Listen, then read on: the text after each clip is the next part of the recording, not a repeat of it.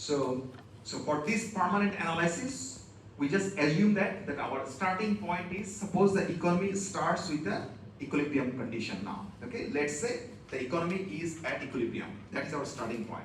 Then we see what happens. What happens if there is a permanent change in policy? Okay, even though we start from a full employment level.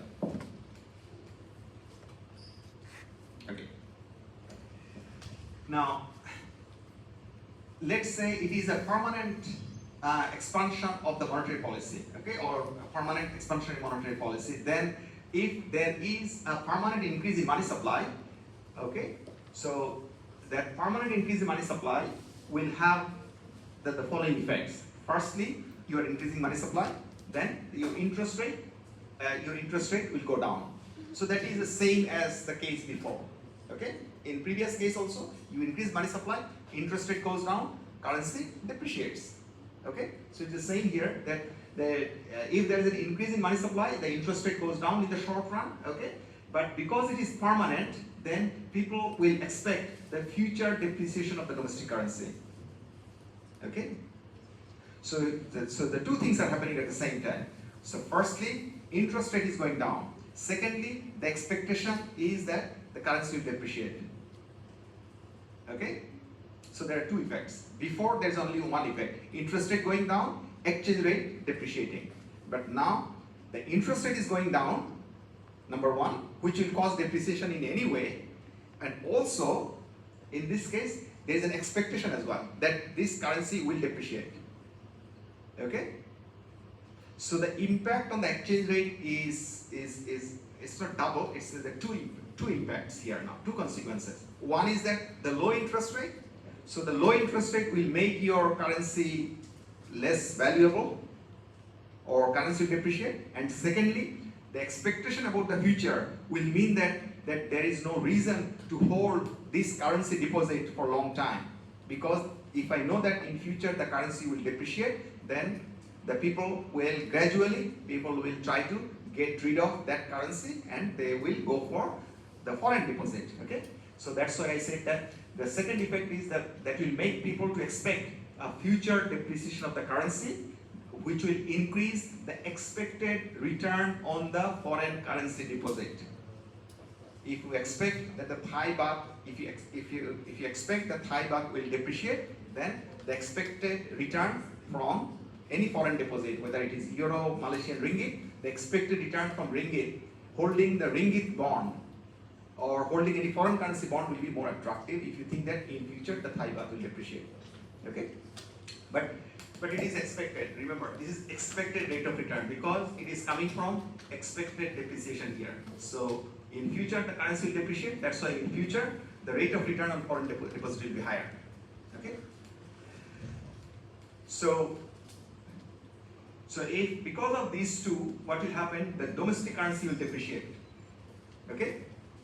Because one thing is that your interest rate is lower. Another thing is your expectation is you're expecting depreciation as well. Okay. So because of both reasons, the domestic currency depreciates more or by a bigger margin or bigger extent in comparison to the case when the expectations are constant. In the previous case, when it was a temporary change, there was no impact on expectation because it was temporary. Okay, so therefore, in this case, the currency depreciation will be bigger in the permanent case than in the temporary case, because in the temporary case the expectations are constant. There is no impact on expectation in the temporary situation. Okay. So here your expectations are constant when the increase in money supply is temporary. So if the increasing money supply is temporary, then your expectation is constant. But here it is permanent, that's why the expectation is not constant. Okay. So that's the main difference between this and this. Okay. Right. So because of that, now because of this, the permanent increase or decrease in money supply, we say that the shift in the A curve will be more in this case when in comparison to the case when expectations are constant. So if the expectations are constant, the shift in the A curve will be smaller. When the expectations, when it is a permanent change, then the shift in the A curve will be bigger. And in the constant case, it is smaller. Okay, so the A curve will shift to the right by bigger amount in comparison to the case when expectations are constant. When the expectations are constant, the shift will be smaller. Because when the expectations are constant, the only reason the A curve shifts is because of the interest rate. Okay, here. So that's the first effect. In the temporary, only the first effect. In case of permanent, there are two effects here. Okay. So that's why we said that in the short run, then in the short run what happens, that in the short run the point 2, so the economy will be at point 2, which is in this graph here. Here.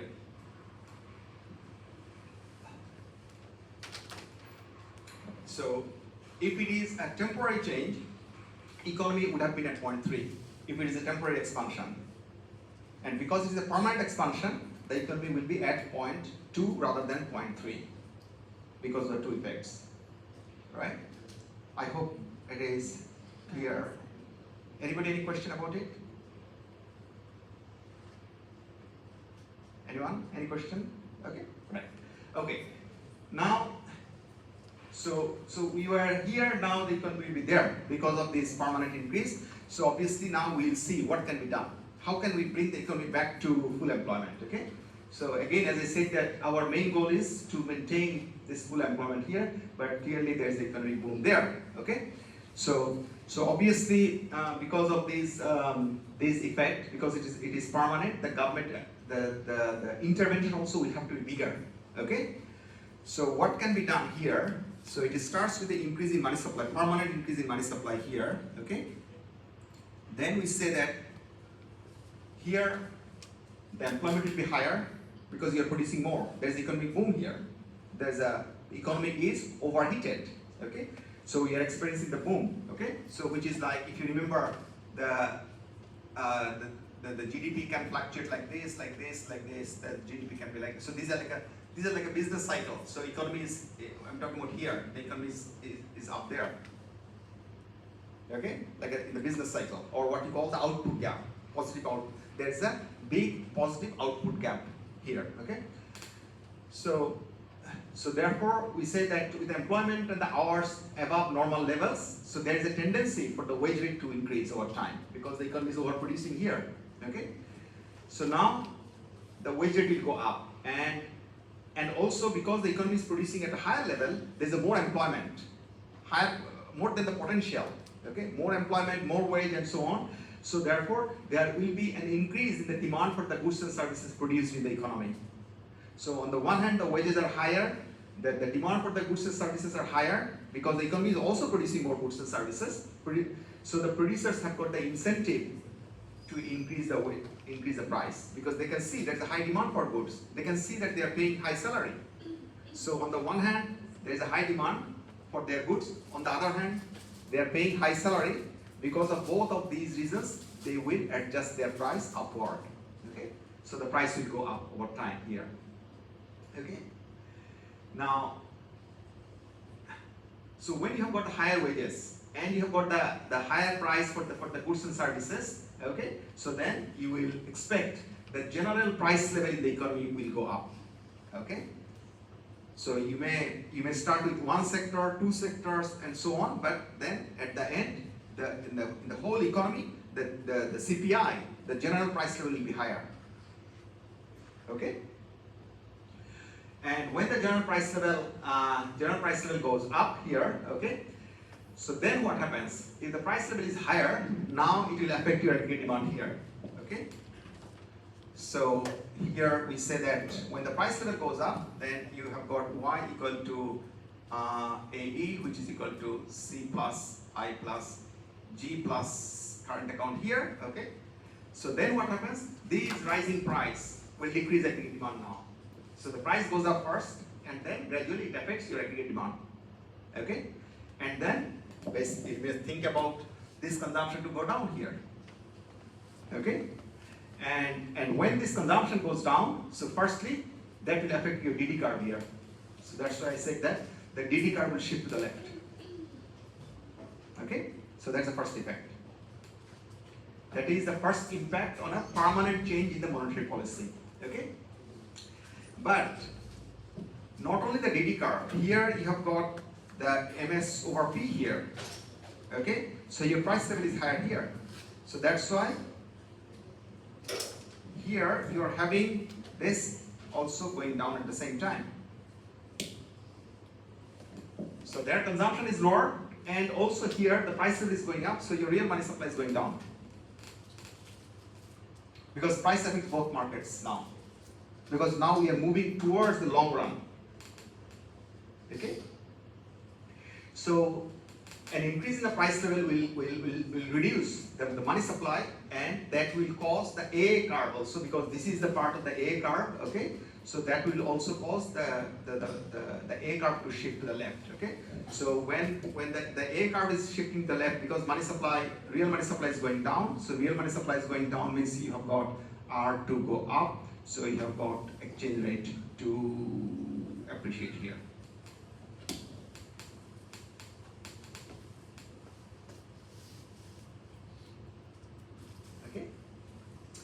So in this case, there are two shifts, both the A curve and the DD curve. So the shift will occur until the AA and DD curve. So you've got the new DD curve here. So this will affect the DD curve here, and this will affect the A curve here. Okay. So now you'll have a new DD curve, you've got a new A curve, and both together will shift in such a way that you go back to the full employment level. So you have got a full employment level here. Okay. Remember, we started from here. So that was there. So this DD curve, the DD curve will shift this way, and the A curve also will shift that way.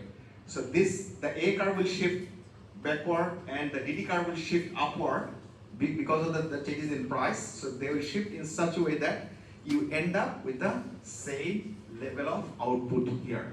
Okay? Which is here.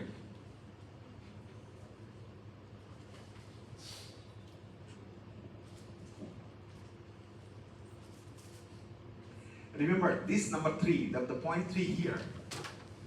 This point 3 is different from the point 3 that I mentioned, because remember this point 3 is on the new A curve and the new DD curve. This point 3. This point 3 is completely different from this point 3. Because this point 3 is on the old A curve and the old DD, old DD curve. This point 3, okay? This is on the old DD curve. But here, this point 3 is basically telling that the economy will move from point 1 to point 2, then it will move from point 2 to point 3. So the 3 is our, let's say, the final destination now. Okay? So that's why you can see that because of the permanent increase in money supply, the economy will move from point 1 to point 2, and because of the adjustment in the economy, that the economy will settle at point 3 with the same level of output, but with a slightly higher exchange rate. Okay? So now the economy is having the same output, but a slightly higher exchange rate at E3. Okay? So we were at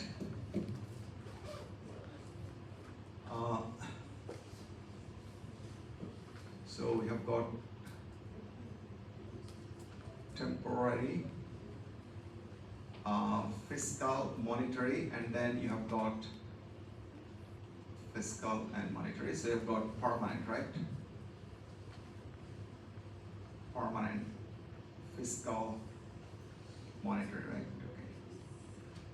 Okay. Here I'm telling that because of the permanent here, because of this permanent, so you move to E1 to E2, then you move to E3. Okay? What do you call that? Yes? What do you call that? I can't hear you, sorry. overshooting, right? Yes, that is overshooting here. So you have seen it before, okay? So clearly, this shows you the overshooting here. So we have used the overshooting using the unified model, right? So we are seeing the same picture here. Okay? So I'm not introducing something completely new here. The same thing. Okay? The exchange rate moves in the short run because of permanent increase in money supply. The exchange rate moves from E1 to E2, then it comes down a little bit and it settles at E3. Okay? So this is because so if you've got money supply going up here, so the price level is going up here, and then you have got exchange rate, at the end the exchange rate is at E3 here, okay? The exchange rate, I would say from E1 to E3 here, the GDP is constant here, okay? What do you call this? Can you see here? You start with the permanent increase in money supply. Yes. Long run, neutrality of money, right? See, you're increasing money supply, your price level is adjusting here, and the exchange rate is depreciating. So, increase in money supply will cause a proportional change in price level, will cause a proportional change in the exchange rate without any impact on real GDP. That is called the neutrality of money. Right? So you've seen the question in the midterm. Okay? So again, it is more about your understanding whether you use the A curve or whether you use DD curve. That is not the question. The question is what I have said in the slide. It is not about the diagram. The economy doesn't understand the diagram. What? The economy understands these things. Okay? Economy is about this explanation. So your understanding should be this. Then whether you use equation, whether you use graph, or whether you use words, it really doesn't matter. But most important thing is that you need to have this understanding correct.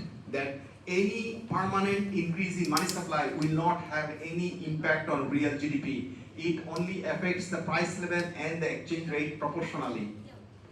Price is nominal variable, exchange rate is nominal variable. There is no real impact. So that is called the long run neutrality of money. Okay? Okay. So using this diagram, we can show both the overshooting and as well as we can show the neutrality of money. In the long run, the economy will be at 0.2. Okay?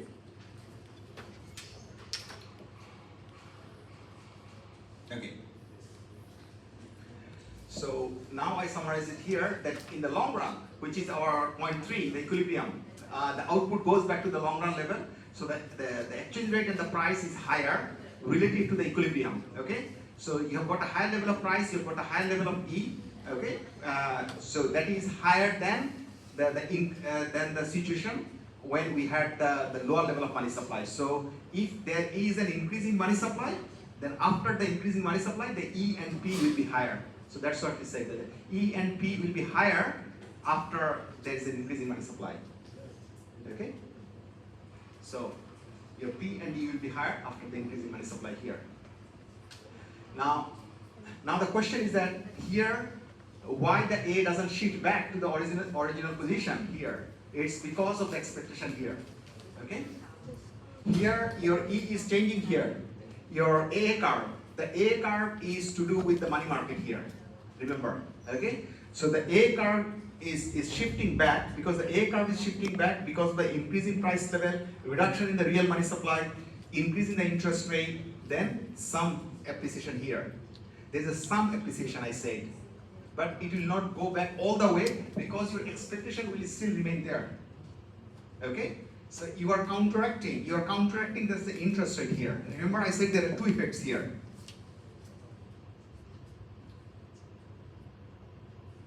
Okay? I said there are two effects here. Interest rate effect, expectation effect. There are two effects here.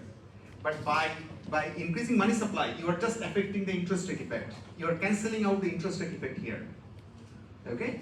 there will be lower interest rate, then you introduce a policy, and after, so once there will be lower interest rate, but then the price level will adjust, and that adjustment in price level can offset only the interest rate effect. Yeah, that's right, interest rate is going up here, yeah, that's right. So here, interest rate will go down first, but then the interest rate goes up later.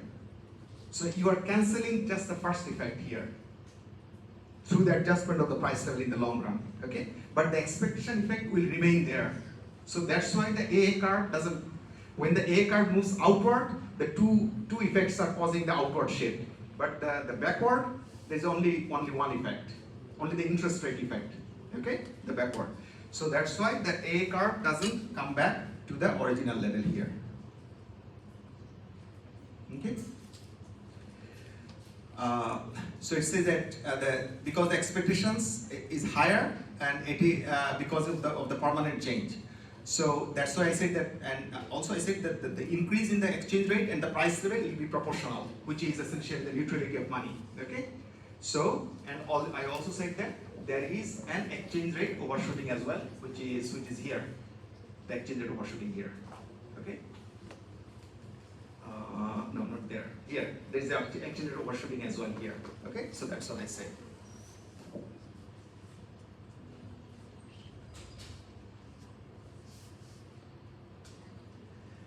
Now, what about the permanent change in the fiscal policy?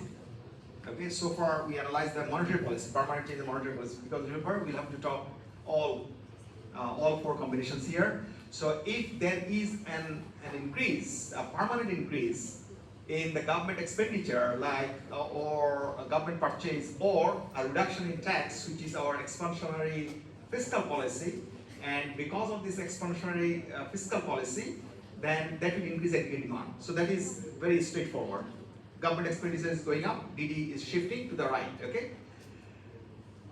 Which will, then you expect that because of the permanent expansionary government purchase or the government expenditure or lower tax, you expect that the currency will appreciate. Why? If the government is implementing a permanent fiscal expansion, then why do you think that your currency will appreciate?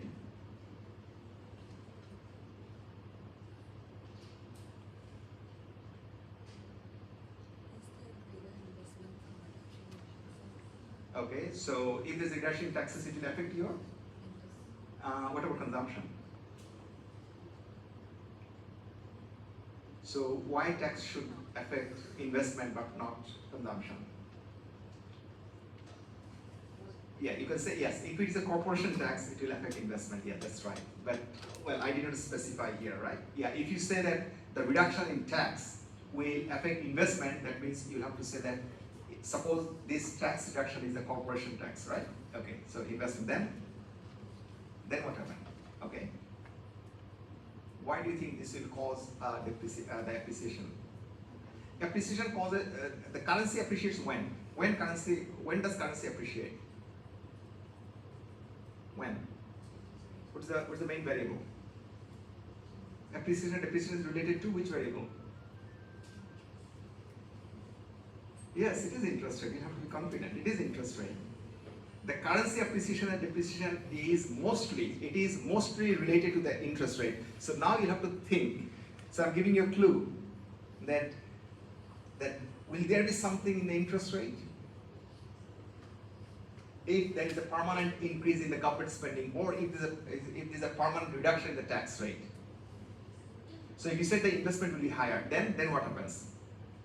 Yeah, what is the next step? If I changes, then I is part of what? I is part of? Sorry? No, interest rate is later. So when she said that I changes first, okay? And it can be consumption as well, right? When the tax goes down, consumption can go up. And if the government expenditure goes up, or T goes down, so what is affected first? Huh? Aggregate demand. So the first thing is aggregate demand. So aggregate demand will be higher. If the AD is higher, then what happens? Y is higher. If the Y is higher, then how do you relate Y with interest rate? Which equation? Demand for money goes up. Yes. Okay. So the G goes up or tax goes down, AD goes up. If AD goes up, Y goes up. If Y goes up, money demand goes up. If money demand goes up, interest rate goes up. If interest rate goes up, then exchange rate it depreciates. Sorry, it appreciates. See? Everything is here. Okay? It says that it makes people to expect that the domestic currency will appreciate. It's because of higher government expenditure, G goes up, AD goes up. AD goes up means Y goes up. Y goes up means money demand goes up. Money demand goes up means interest rate goes up. Okay? Right? So because remember the money demand function here? Okay?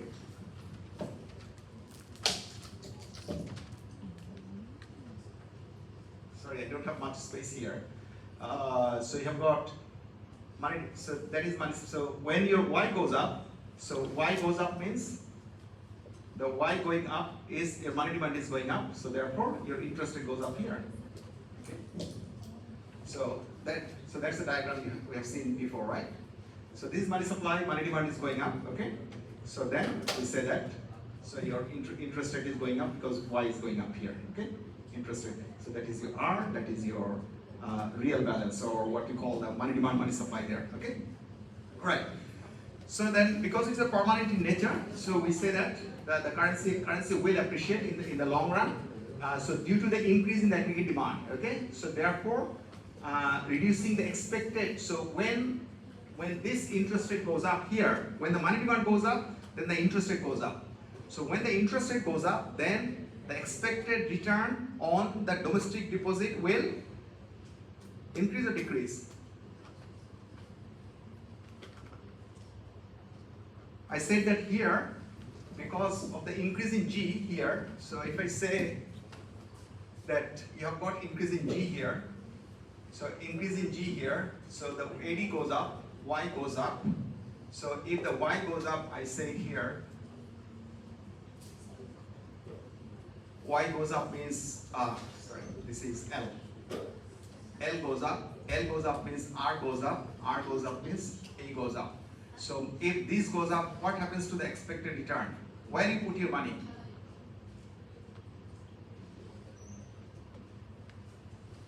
So where you put your money? Domestic deposit or foreign deposit? Domestic, right? So because this is happening here, the domestic deposit is more attractive. So there will be capital inflow. Okay? So that's why I said that it will reduce the expected rate of return on foreign currency deposit.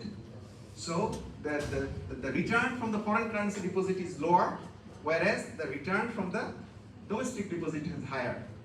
So your expected return will be higher from the domestic deposit here. Okay? If that happens.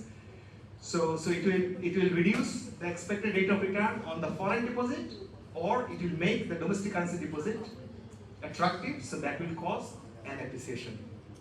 Okay? And because this is shifting, and all these expectations will shift your AA curve. Remember, if there is a changes in E, if there is a change in E, you move along the AA curve. If there is a change in E, you move along the curve. Okay? But there is a difference between E and expected E. If E changes, you move along the curve, and if expected E changes, then you shift the curve. These are two different variables. Because here, so you have got the E there, okay? So because you have got the E there on the y-axis, so if the E changes, you move along the curve. Okay? But if expectation changes, then there will be a shift in the curve. Okay? Remember? So I'm not introducing something new here. Okay? Okay. So what happens here is that the first effect will increase aggregate demand here. Okay? The first effect increases the aggregate demand. Okay? The first effect is the increase in government expenditure. This is the permanent increase in the fiscal policy. So therefore, your aggregate demand is going up. So therefore, your GDP goes up. So the first effect will increase aggregate demand for the domestic products. Okay, but the second effect, the second effect is you have got the exchange rate here. Okay, we said that exchange. Oh, sorry, I'm very sorry. This is not going up. This is this the exchange rate is depreciating here. So your L is going up, the R is higher, so your currency will appreciate. Okay. Now because the currency appreciates, then your current account will depreciate. So that's why your Y will fall here. Okay.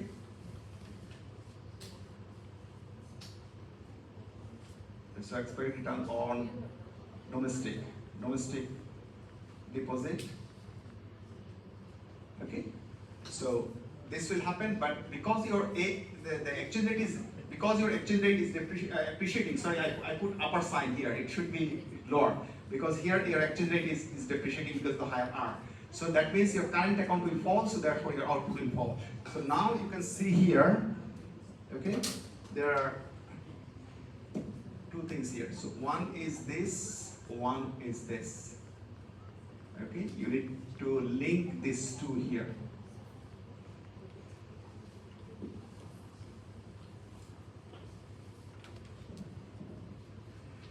So the first increase in GDP, the Y is coming from expansionary. It is coming from here. Okay, so that is your the main variable is your main variable is an expansionary fiscal policy here, right? So it starts from here, from G. Okay. So it starts from here, then it affects your Y here. Then if Y goes up, then your money demand goes up. Money demand goes up means then interest rate goes up, then the exchange rate appreciates, then appreciation of exchange rate causes a current account to go down, so therefore your output goes down. So that is the impact of the permanent increase in government expenditure or decline in the what you call the taxes. Okay, so which is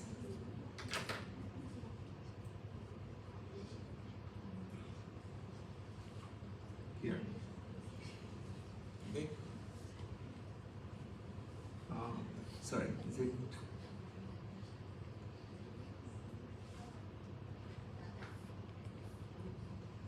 Yeah. So fiscal expansion is so you move. So first you move from 1 to 3. Okay. So that is a fiscal expansion. So you move from point 1 to point 3. Then you move from point 3 to point 2 here. Okay. So that is you are here, then there's a permanent expansion here, the economy will be here, then that will affect the money market. Okay, so the money market affects here. Okay, so then it will go down there. Okay, so that summarizes your adjustment, where the economy will be in the long run. Okay. So let's take a 15 minutes break, so you can have the attendance now. Okay, thank you.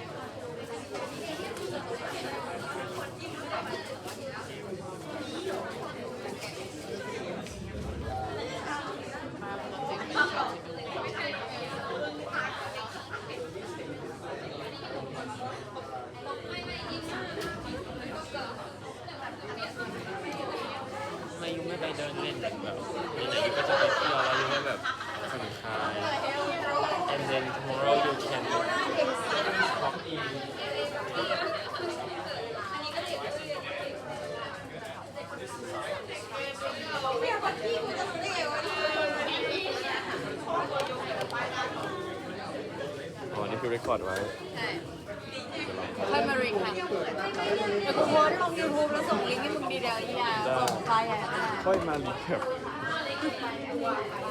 กูว่านั่งฟังในภาพก่อน อาจจะรอดกว่าแบบคนละ กูว่าถ้ามารีแคปแบบกูนะอย่าแม่งโคตรกินเวลาเหมือนแบบนั่งเรียนใหม่ ใช่ก็เพราะว่าตัวมันก็ยังอยู่ที่นี่ด้วยไม่ใช่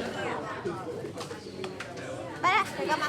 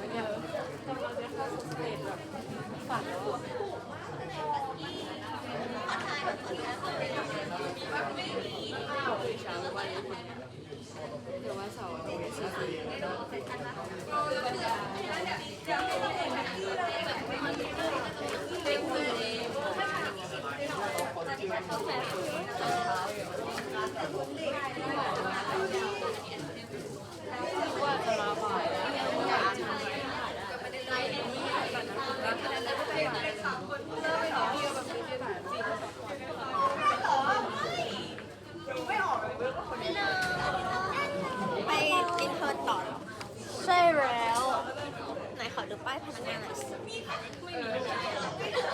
AIA Capital Center ใช่ไหมกลุ่มวัฒนธรรมใช่ในช่วงไหนแต่พี่ว่าแบบพี่จะ extend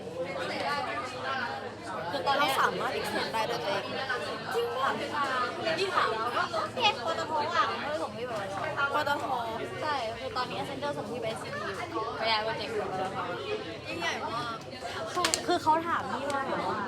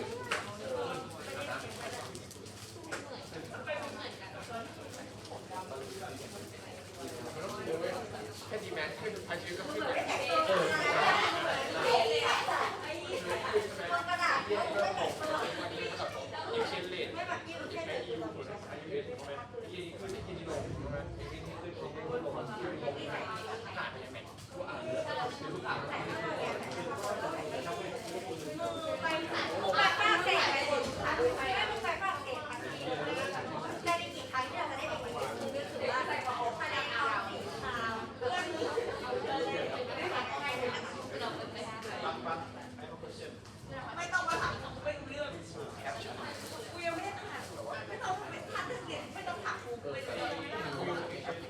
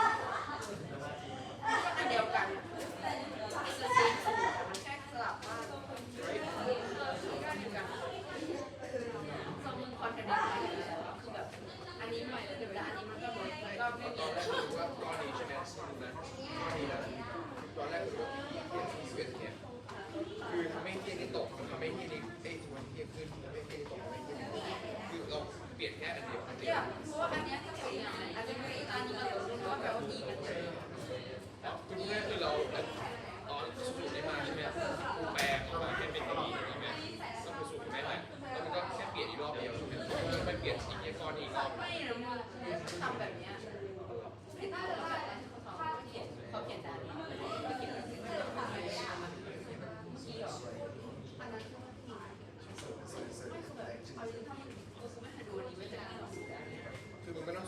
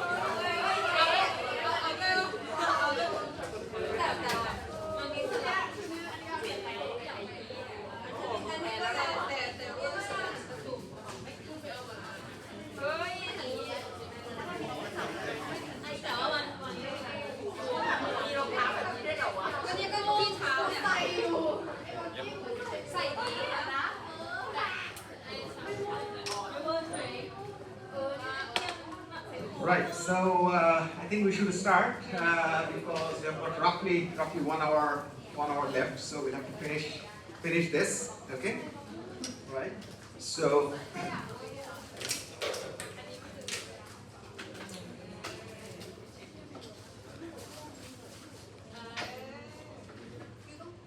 when we were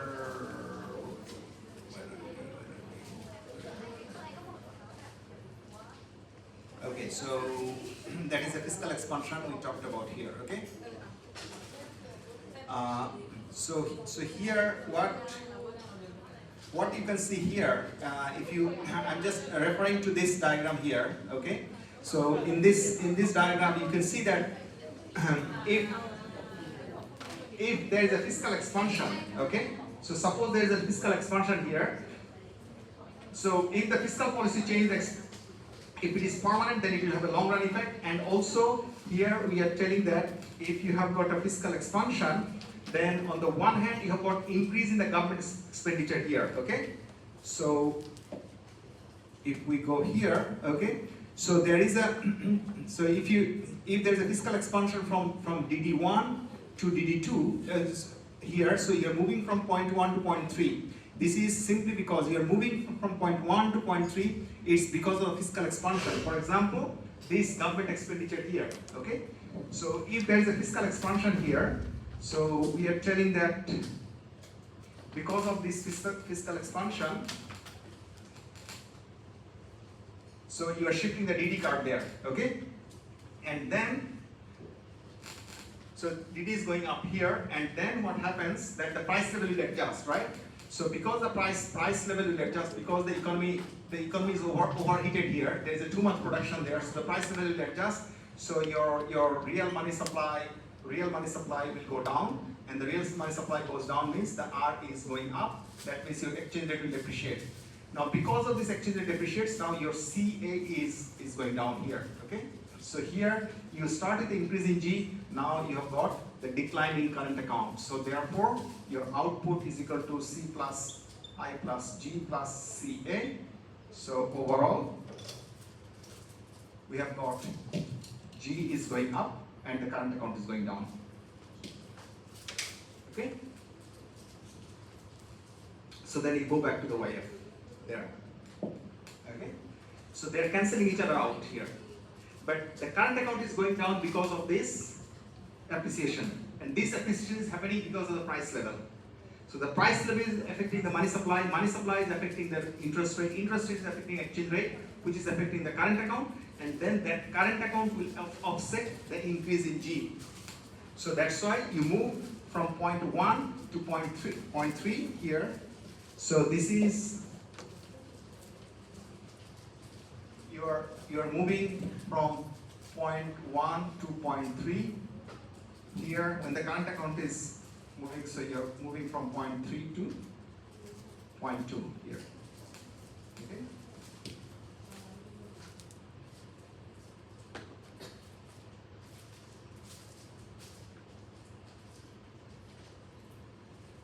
So that is a summary of this. Okay? Because everything is coming from the permanent fiscal expansion. Okay? So that is a permanent, this is the fiscal expansion here. So you start with the fiscal expansion here, and then we end up with the same Y. So here, so your Y is remaining the same here. So initially Y will increase, but then if you compare this and this, you can see that initially Y increases, then Y goes back to the same level here. Okay?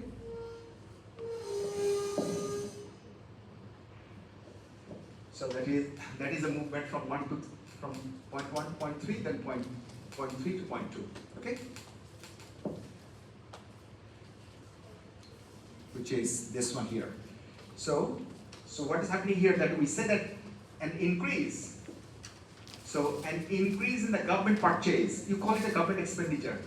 So an increase in the government expenditure is offset by the decline in the current account here. So increase in G is offset by the current account. And current account, why the current account is falling? Because your exchange rate has appreciated.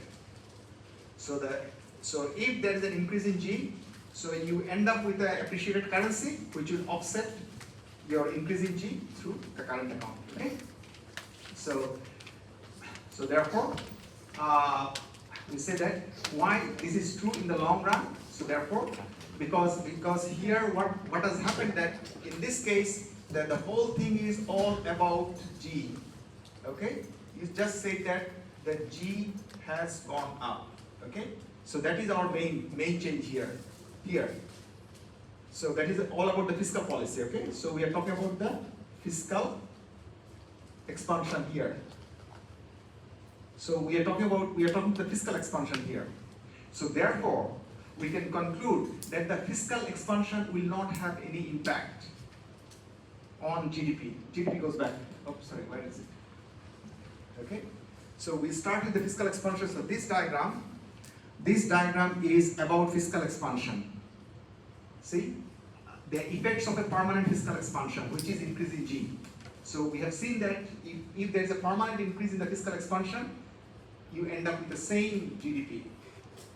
So therefore, by increasing G, a country cannot become rich. Because this is richness, right? The GDP. You cannot increase the per capita income, or the GDP per capita, by increasing G in the long run. In the short run, yes. In the short run, you can be here. You'll be here at 0.3 in the short run, here. You'll be at 0.3 in the short run. But in the long run, the economy goes back here. So expansionary fiscal policy, permanent expansionary fiscal policy doesn't have any impact in the long run. Okay? Because it will be cancelled out. Okay? So that's what I said here, that in the long run, your output will be at YF. Because your output is not about government expenditure, your output is all about factors of production. If you do not have more capital, if you do not have more labor, if you do not have more land, if you cannot improve your productivity, technological change, then GDP will remain at YF. Okay? By increasing government expenditure, you cannot achieve higher level of GDP per capita in the long run. Okay? You need to have all those factors of production of the productivity and technology and so on. Okay? Right. Then, but in the short run, what happens here is that in the short run we said the current account deteriorates, right? Now here we see that the policies will affect the current account through their influence on the value of the domestic currency, right? So we have to think what happens to the current account. The impact on the current account is determined by the value of your currency, okay? Which is the exchange rate in this case, okay? So now we'll see what happens to the exchange rate so that we can determine the impact on current account. Here we are telling the current account will decline because of the depreciation here, the appreciation here, okay? Now, the impact on the exchange rate and therefore the impact on the current account is not straightforward. Here we just say, so far I say that if I write it down here, if E goes up, CA goes up. If E goes down, CA goes down, right? So that is what we normally learn from the very first year in economics, right? That's what we always say, that the depreciation, or what you say, depreciation, this is appreciation, okay? So the depreciation improves current account and depreciation deteriorates current account, okay? Right. So, but the reality is a bit complex. It is not straightforward, okay? Why is that? Suppose there is an increase in money supply. So if there is an increase in money supply, currency will depreciate, right? So the currency will depreciate, that will cause the current account to go up here. So if you got depreciation, you expect the current account to improve here, the first case here, okay? However,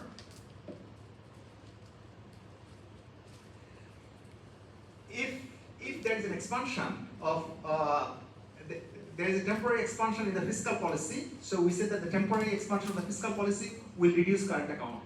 It's because the temporary expansion of the fiscal policy will increase your GDP.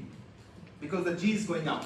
So if the G goes up, the Y goes up. If Y goes up, the money demand goes up, and money demand goes up, and the interest rate goes up. So we have seen that the increase in G will cause this output to increase, money demand to increase, interest rate to go up, and the exchange rate to appreciate, right?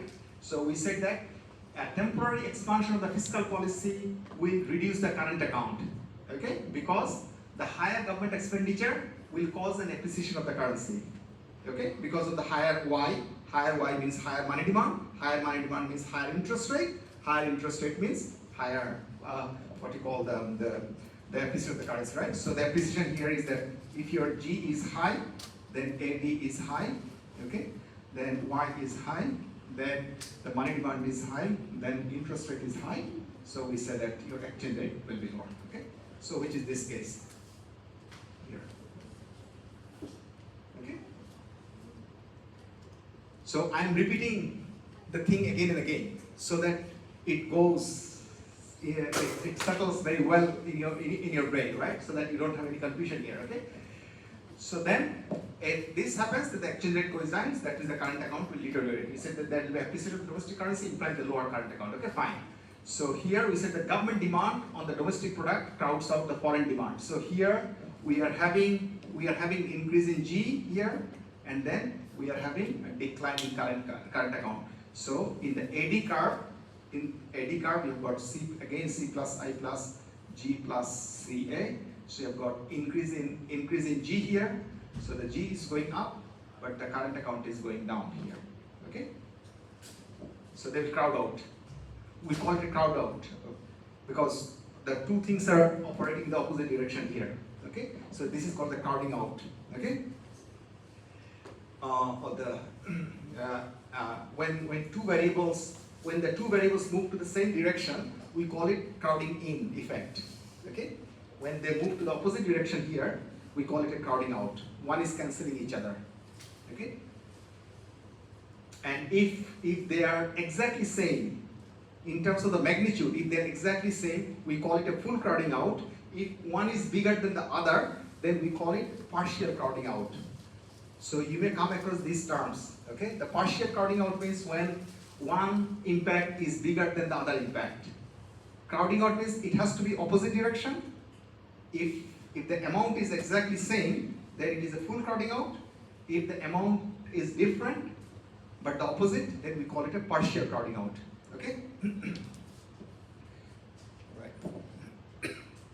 So this government expenditure was crowded out by the current account here. Okay? The foreign demand. Now the problem here is that when you have got the depreciation here, if you have got the depreciation here, then what happens is that if you say the depreciation here, we say that the current account will improve. That is what I have written here. But before saying that the current account is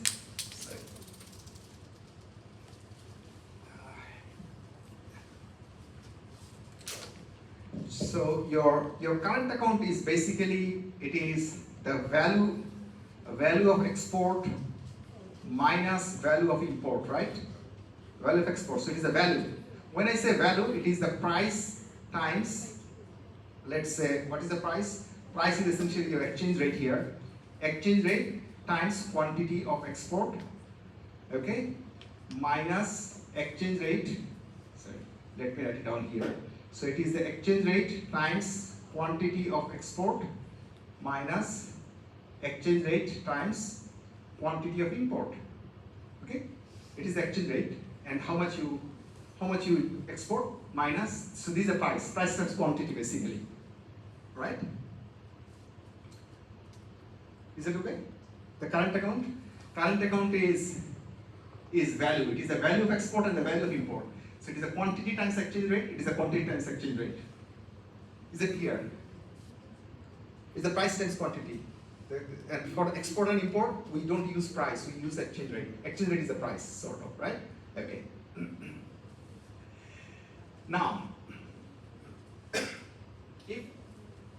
now suppose you have got the exchange rate depreciation.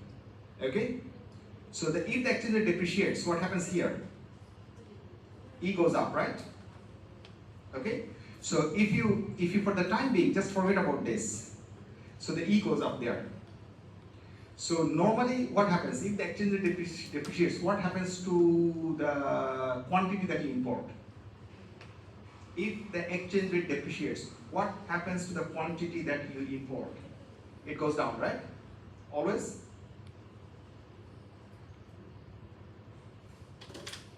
Yes or no? Always? Can it remain the same? Or can it go down very little?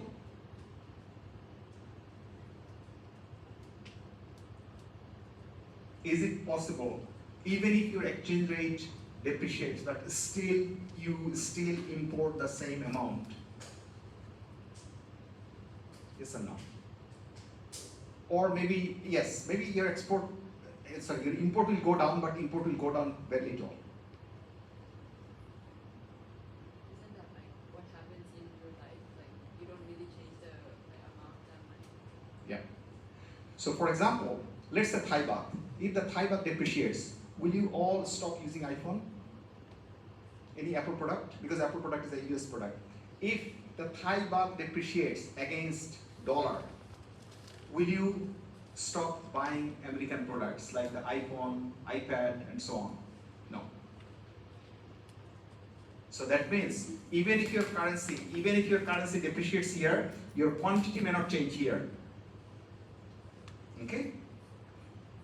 And if the quantity doesn't change, but the exchange rate depreciates, then what happens to your import bill? It goes up, right? You pay more. So if this goes up, what happens to the current account here? Will it go up or go down?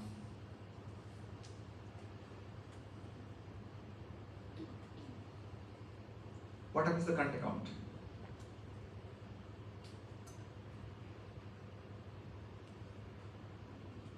Yes, will it go up or down? Tell me. Are you still confused? It will go down, obviously, because there's a negative sign here. Okay, this is minus here, right? So here your exchange rate is going up. You're importing the same quantity, so that's why your current account will even decline. So see here. So when your exchange rate E is going up, first you say that, well, now if you erase this one here, I said that when E goes up, current account goes up. But when E goes up, now current account is falling here. Okay? So it is not just about iPhone or iPad or foreign goods. Just think about oil. You cannot stop importing oil because the economy will collapse. So even if the exchange rate depreciates, the quantity of import, the amount of oil you import will remain the same. Okay? Or maybe it will go down. Maybe it will go down slightly here. Okay?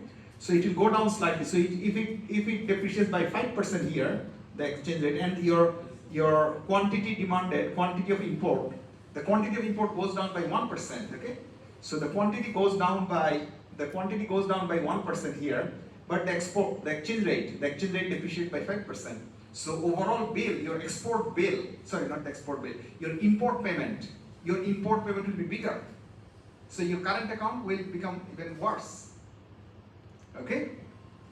So that's what I said, that if the volume of import and the export is, if both are fixed, meaning that in the short run, even if your E goes up, don't expect that your import will fall significantly. Don't expect that the foreigners will start buying your commodity, even if the Thai baht depreciates here. So the depreciation of the Thai baht will not be able to attract foreigners next 7 days or 10 days, even if the Thai baht becomes cheaper. So the depreciation of the Thai baht, domestic currency, cannot attract millions of tourists from tomorrow and day after tomorrow, because people make their plan to come to Thailand from USA. People make their plan 6 months or one year ahead. If they're coming here with family, they buy the air ticket and everything well in advance. So if the Thai baht depreciates today, tomorrow, day after tomorrow, 7 days, 2 weeks, 3 weeks, 5 weeks time, no, you don't have that many tourists. It will be more or less same. The tourism is like export, right? So because it takes time for the people to respond to the changes in the exchange rate. People will not start buying lots of Thai goods because the exchange rate has depreciated, right? So whether it is the tools or whether it is machine or whether it is any export that the Thai government, Thai economy does, that export may not go up immediately, okay? So that's why we say that in the short run, the volume of export and the volume of import may remain fixed, okay? So it will not impact the volume, the quantity. So the quantity may remain the same, okay? Because the quantities remain the same, but it will increase the price of the value, the exchange rate, okay? So the value will go up here, okay? Because if the exchange rate is going up, but the quantity is remaining the same here, so your import value, the value of import will go up because you are paying the higher price for the same amount of import here, okay? So the value of import will increase, okay? And which will ultimately decrease the current account because current account is roughly export minus import. So your import payment is going up, so therefore your current account will decrease, okay? And also the value of your value of export in the domestic currency does not change, okay? In the domestic currency means that that you're exporting, whatever you're exporting, so that value may not change in the domestic currency, okay? Because what you call the domestic currency has depreciated here, but when you export it, if you adjust, if you're selling it by the same price, same domestic price, you say that okay, my good is 30 baht or 40 baht, okay? So when your currency depreciates, even if you are selling the product the same baht, let's say a product like the camera, okay? If you're exporting camera, Thai camera for 30,000 baht, so you're selling the same, it is 30,000 baht. So for every camera, you're earning 30,000 baht, 30,000 baht. Doesn't matter whether the exchange rate is 33 or exchange rate is 39, okay? So the Americans are buying your camera and they'll be paying 30,000 baht for the same camera. So they are paying less, in dollar terms they are paying less, but you are getting the same export earning, okay? So your export earning is remaining the same, but import payment has gone up, so overall your current account will decrease, okay? So therefore, your current account in the short run or immediately, it will decrease after the currency depreciation. So the thing that I said that after depreciation current account improves, here, that might not be true, okay? So this might not be true here, okay? So we'll have to think about the short run versus long run here.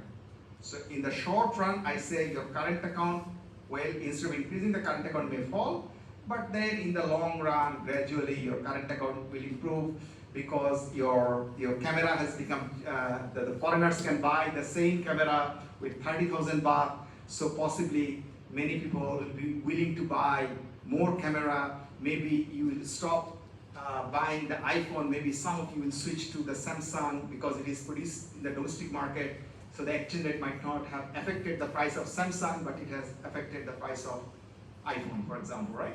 So it will take time. So in the long run, the quantity of import also will fall, but in the long run, okay, the consumer will change their behavior in the long run. So in the long run, the current account will gradually improve, because then in the long run you'll be paying less because your import, the quantity of import will decline in the long run, but not in the short run, because you cannot stop importing oil. But in the long run, you may think that okay, why don't you go for the solar energy? Okay, so gradually you're moving away from oil or the non-renewable resources to the renewable energy. But it will take time, 2 years time, 3 years time. So then that will reduce your import of oil, but then that will happen only in the long run.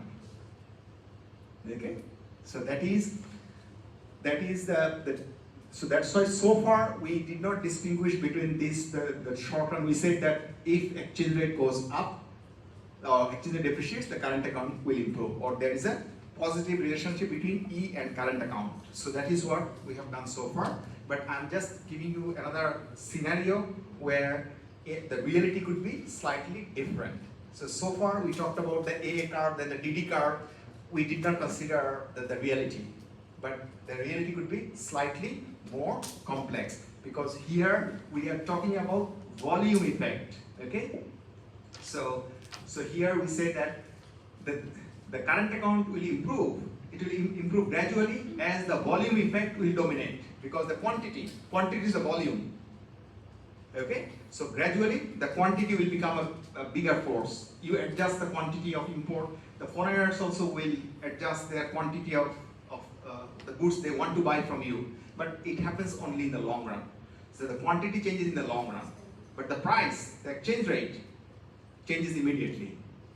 So immediately your current account can become worse, but in the long run, this volume effect will dominate. You change your behavior. Okay? So then, when the volume effect dominates, then the value effect will be lower. So the value is the exchange rate. Okay? So there are two things, the E and, so it is like the price versus quantity here. Okay? So initially the price is going up, but your quantity remaining the same, sort of same. Okay? So that's why you pay more overall. So it is the price times quantity, so you pay more. But then in the long run, when the price goes up, then your quantity, the volume goes down here. So then overall, it keeps on going down here. Okay? So this is the short run, this is your long run here. But the decline in quantity happens only in the long run. I mean, it is import. Okay? So the import will go down in the long run. The opposite thing will happen in case of export. Okay? So in case of export, so this is all about import. Okay? So first you pay more, so your current account will go down. Okay? So when this happens, we say that the current, so when this happens, this happens, then your current account will deteriorate because this is all about import here. Okay? So your current account, when this whole thing goes up, your current account will decline. Okay?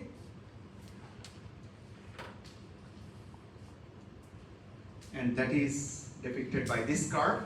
Okay? Here we call it a J curve here. Okay? So here you can see we were here. Then let's say at this time, let's say this is 15th of January. On the 15th of January here, that is the time. On the 15th of January, your currency depreciated. When your currency depreciated, immediately your current account worsened here, the long run. Here, because you're paying more for the import. So on that day, maybe next week, maybe a couple of weeks more.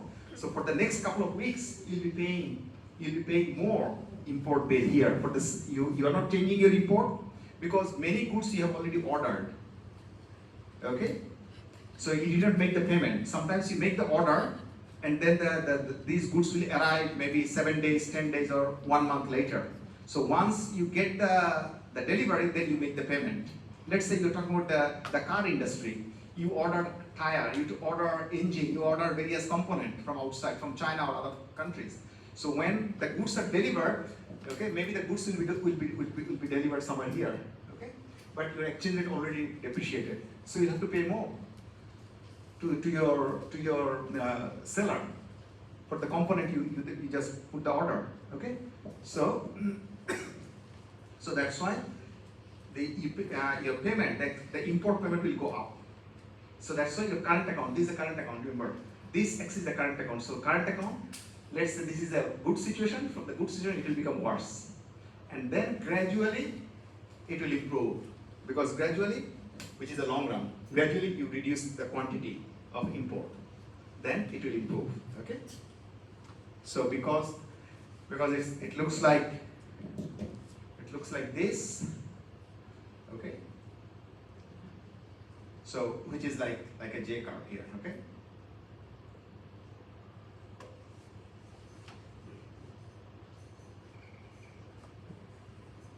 So it's like so that's why this is called the J curve, because of shape. Okay. So the J curve is related to the depreciation of the currency, okay? So it shows the it shows the long run impact of depreciation on the current account. Okay, the J curve is all about the impact of the long run depreciation on the current account. See on the y-axis, sorry, it is the short run impact and the long run impact. Okay, because the J curve shows the short run impact and the long run impact on the current account due to depreciation. Okay.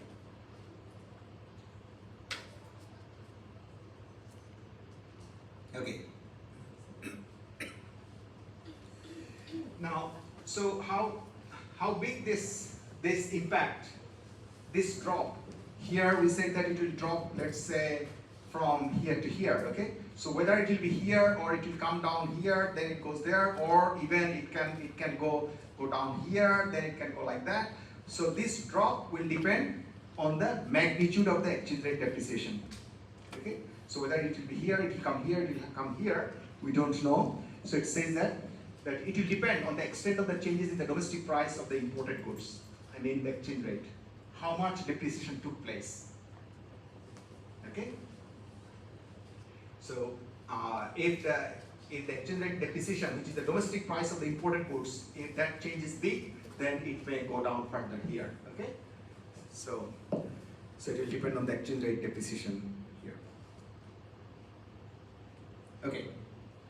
So that's all about the goods market, and then the fiscal policy, the monetary policy, the permanent, the temporary. So we have seen so far that the fiscal policy, monetary policy can be used to counteract or to keep the economy close to the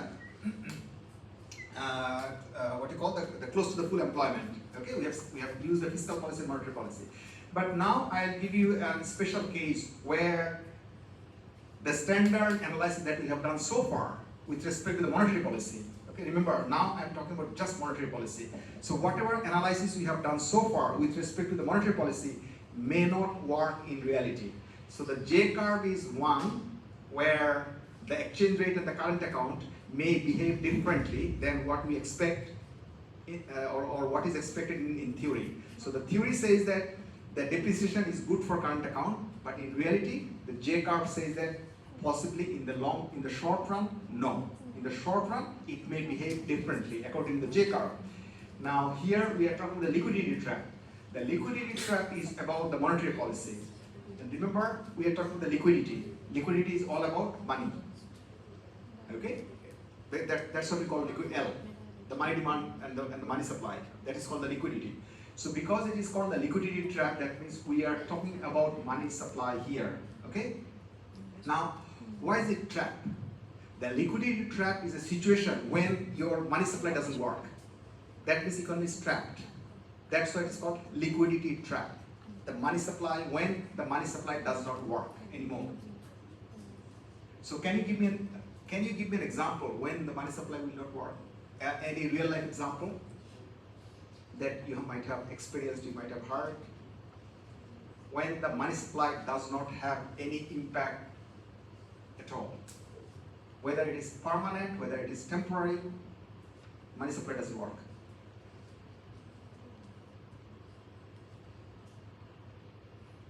Can you remember what happened in 2020, sorry. Yeah, in 2020, what happened? COVID, right? Yes, COVID. So what has happened at that time? What about the interest rate? Do you know? Interest rate in the developed world? Okay, it was close to zero. It was not negative, okay? Well, it was negative. In Switzerland it was negative, but in most of the countries it was close to zero, right?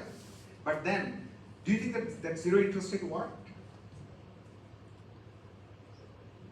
The main idea, or what is the main idea behind having a zero interest rate?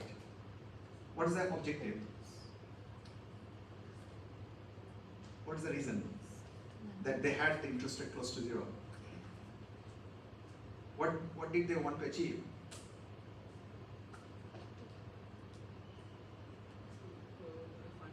To grow that economy, to boost investment, to boost borrowing, right? Okay. So it is yes, it is ultimately economic growth, but it is through the interest rate, through through the interest rate, you want to increase the aggregate demand so that the people borrow money, and if people borrow money, there will be more consumption. So they wanted to trigger consumption and investment, basically, right? So that the aggregate demand goes up, so that ultimately it enhances, it increases your GDP. Okay? So it is more to influence the consumption behavior and investment. That was the idea. But it didn't work. So that means it's a trap. That is called the liquidity trap in a very simple word. Okay, if you think about the COVID situation. So here, so we have seen that before earlier that the expansionary monetary policy can cause that the expansionary monetary policy can be used. So if you use money supply, if you increase the money supply, your interest rate will be lower, and if the interest rate is lower, if the rate is higher, if the exchange rate is higher, your current account will be higher. If the current account is higher, then your aggregate demand is higher. Then okay. So we say that okay, that's good thing. Okay, do it. Okay, go for this. Money supply is good thing. That's what we have seen. But now we are telling no. So one thing is this relationship is complicated. That's number one. And number two, so now we are telling that even this relationship is not also true. The lowering interest rate, by lowering interest rate, having the exchange rate to depreciate, having the investment to go up, having the consumption to go up, okay? So here we are telling that this, even if I forget about this, I'm talking about this aggregate demand here. That you have got the increase in money supply, but it may not have any effect here on the aggregate demand. Okay? And we have seen that during the COVID period. Okay?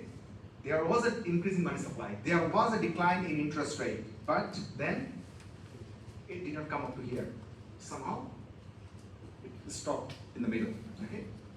So here we are telling that here you can reduce the interest rate. Yes, you can make it zero even. That's fine. Okay? So the interest rate can keep going down, down, down. It can become zero. But then when you hit the zero level, then what you do? What else? You don't have anything else in mind or any tools in hand, right? When the interest rate is zero, still your economy can be below full employment. So when the interest rate is zero, and if your economy has got a negative shock, for example, because people are not buying things, okay? So you are having your interest rate equal to zero, and then you have got consumption going down. You have got investment going down. Okay? So your interest rate is already zero. Okay?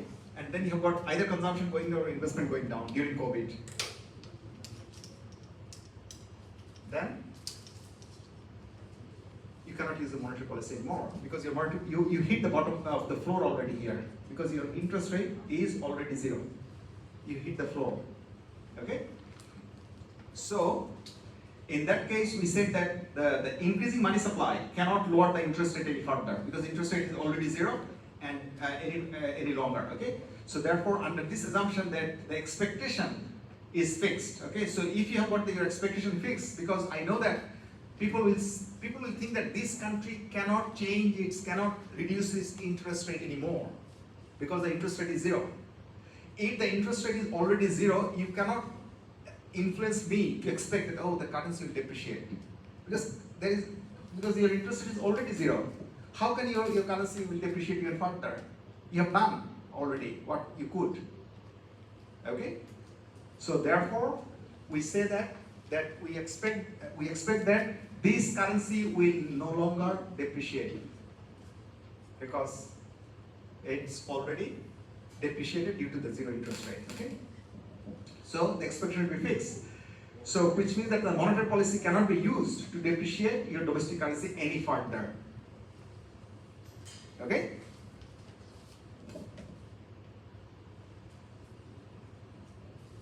Oh, sorry. So therefore, you have got a situation here where your exchange rate. So if your interest rate is zero, So if your interest rate is 0, then your exchange rate becomes E of P over 1 minus R star. Okay, so that becomes your exchange rate now.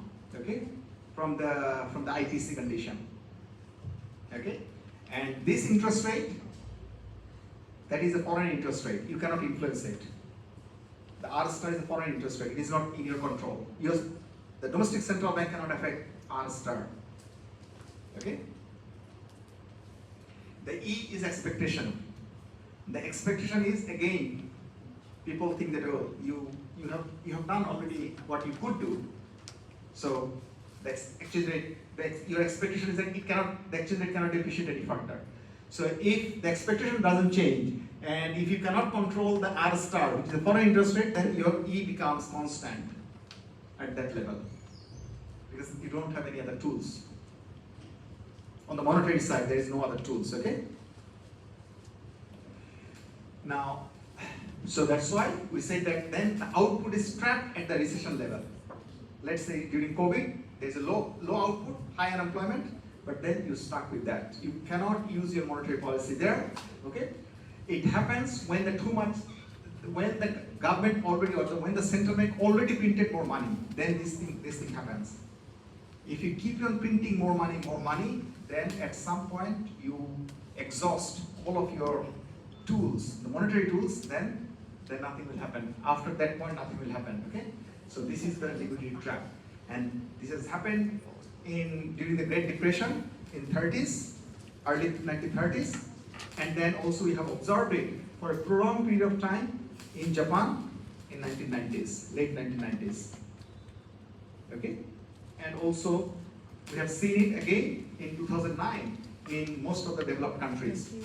The European Central Bank, the Federal Reserve, the Bank of England, all the developed countries, the Canadian Federal Central Bank, so all the developed countries' central bank, they have reduced the interest rate to very close to 0. In the UK, it was 0.1%. Okay, not even 1%. It is 0.1% interest rate at that time. Okay, so which is close to 0. So that happened during that time, and we have seen it.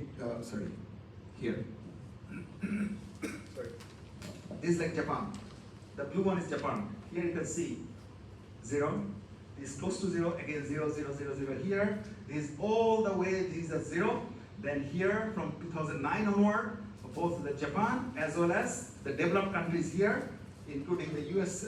This is the USA. The USA and Japanese interest rate, they are very close to 0 here. Okay? So you can try, but not necessarily it will work. It's all to do with this expectation. Okay? Because and the other thing is that if you think about this R star, R is the foreign interest rate. Your interest rate is 0. Foreign interest rates also have become 0 here. Okay, because the Japanese are looking at the dollar rate. Okay, here the Japanese interest rate is 0. Dollar interest rate is also 0. So the R star also becomes 0 in many cases, because what USA does or what UK or the European Central Bank does, most of the developing countries will follow the same thing, because they suffer from the same disease at the same time. Okay, so that is the liquidity trap here. Okay, it will be very, very close to 0 here. Okay, and when you are in the liquidity trap, okay, any increase in money supply will not have any impact. Okay, when you are trapped there, no money supply will work. Okay, because at that point of time, the money supply doesn't work. Then your AA curve becomes horizontal, because your E, the exchange rate, is fixed here. Your E doesn't change anymore. So if your exchange rate becomes fixed, so that's why it becomes, the AA curve becomes horizontal there. That is the fixed A. Horizontal AA curve means the E is fixed. The E is on the y-axis. Okay. So the monetary expansion, if there is a monetary expansion, it will shift the AA curve to the right, leaving no change in equilibrium.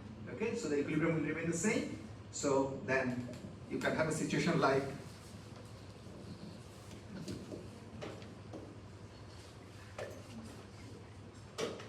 You can have a situation like this, then it will be like that. Then if you increase money supply, then what will happen? This will become like this. Then it will be like that. So you're just extending this. You're extending. So this is your AA1. This is your AA2. So you're increasing, but your E is remaining the same here. E is not changing because your E is essentially expectation 1 minus R star. That is your E here. So that is your E here. It will shift, yes, the A curve is shifting, but you are just extending this part by increasing money supply. Okay? And the E doesn't change. Okay?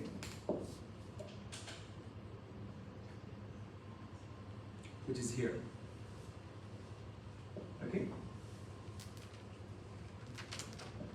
So it could be here, and then if you keep going this way, if you keep going, okay? So if you increase money supply, you are moving from here to here, here to here, here to here. Maybe you are moving even further here, okay? So nothing will happen. So the E will remain the same here, okay? Because money supply is increasing without any effect on E because your R, because see your money supply affects R. Okay, but your R is missing here because R is not there anymore. So money supply cannot R, and that's why it cannot affect E either. Okay, so the link is missing. Okay.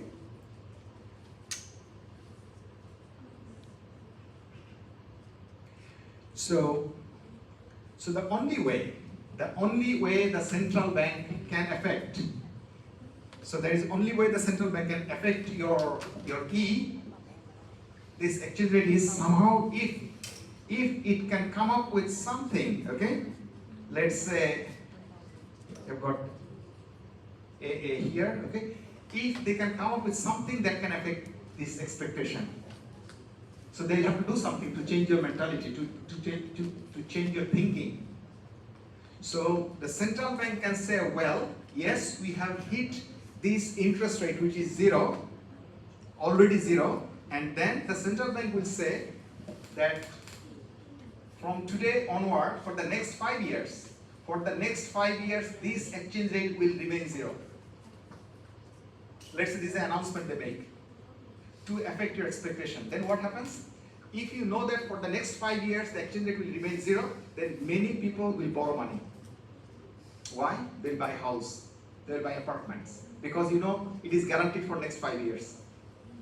So they will have to declare that this expansionary monetary policy will continue for a long time. Only then people will think, okay, because this low interest rate will be maintained, so now I can borrow money.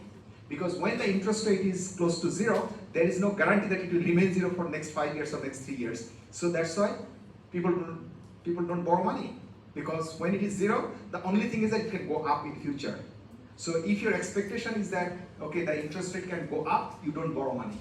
Now the government is saying no, that this low interest rate will be maintained until the economy recovers, or for next, it is a long term, will maintain this low interest rate. So that will trigger, that will influence people to invest, to consume, or other things, the borrowing, okay?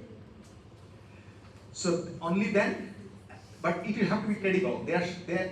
By committing that credibly, there will be a credible commitment for permanent rise in money supply. So that has to be, you have to believe the government, you have to believe the central bank that yes, they will do it. They will say it and you have to believe it, okay? So then the monetary policy can still be effective in depreciating the currency, because if the government makes that credible announcement, then that changes expectation here, then that will change this E. So then this will shift this way, maybe this way again here, okay? If the E goes up, if the E goes up, so this will shift here, okay? So now you have got this for the same DD curve here. Now the output is going up here. Okay? So any credible commitment to the permanent increase in money supply can make the monetary policy effective by changing the expectation only. Okay? So in this case, the A curve will shift up here, okay? By increasing GDP. That means now the monetary policy is effective because it can change the GDP. So that is called the effectiveness. Okay.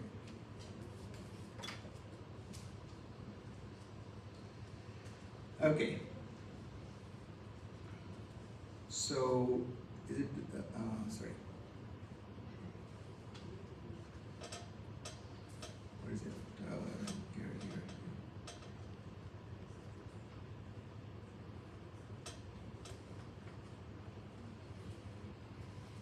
Okay. Now the last slide is about the fiscal policy. But in this kind of situation, when you are in the liquidity trap, okay, you are here, okay. So in this kind of situation, the fiscal policy can be used to counterbalance recession. So when the economy, if the output is quite low here, so the most effective way is to use your fiscal policy. Okay, sorry, 82. So let's say increasing government expenditure, reducing tax, and whatever it is. Okay. So by doing that, you can shift your DD curve. So then this is very effective here. Big change in GDP if you use a fiscal policy. So during this global financial crisis in the late 2007 onward, the Federal Reserve also used unconventional monetary policy. So they increased the money supply, the liquidity in the economy. Okay, so what we normally call the quantitative easing. Okay, it is not the changing interest rate because the interest rate was already close to zero. So they could not change the interest rate anymore. What they did, they just printed more money and they just flooded the economy with money. They increased the money supply through the banking system. They were telling, okay, can I own your asset, and then in exchange I'm giving you money almost for free, zero interest rate. Okay, so that is called the quantitative easing. So, but it is not about the interest rate. It is all about injecting the liquidity in the economy. Okay, so they just bought lots of asset. Okay, so I would say, okay, you are an investor, you don't want to borrow money, then I say, okay, I'm giving you this money for free with zero interest rate, and you have got some asset. I will own this asset for next 5 years, and you do business and you come back after 5 years, you pay me back the money, I'll give you back your asset. Okay, so the central bank is buying the asset like the government bond. If you're holding a bond worth 1 million baht, so I'll say, okay, instead of holding the bond, can you give me the paper, the bond? I'll give you 1 million baht. And then you use it, you consume it, you go for holiday, or you do whatever you like. Okay? So that is an unconventional way. Okay? But so in that case, so what happens then? This will reduce the mortgage rate. Essentially, they wanted to influence the economy. Okay? Economy in the sense that so that the people borrow money, they buy the apartments, so if the mortgage rate is lower.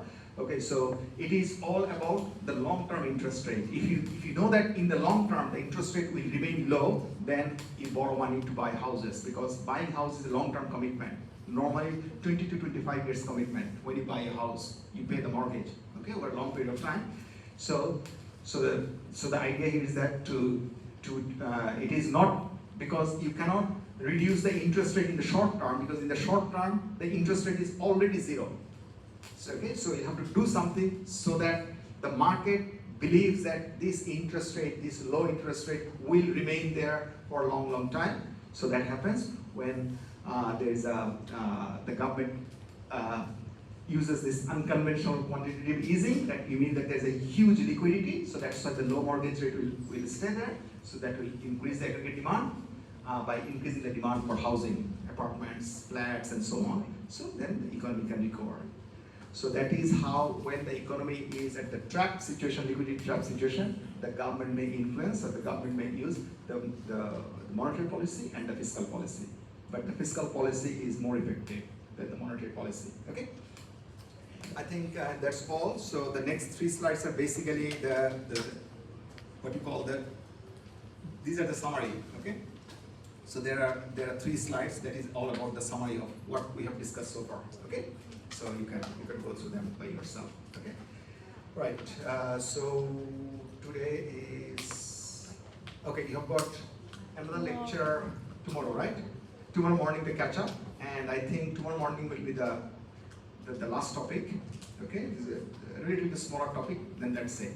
Okay, no more topic. So tomorrow we'll talk about financial crisis. Okay, so that will be the last topic. Yes.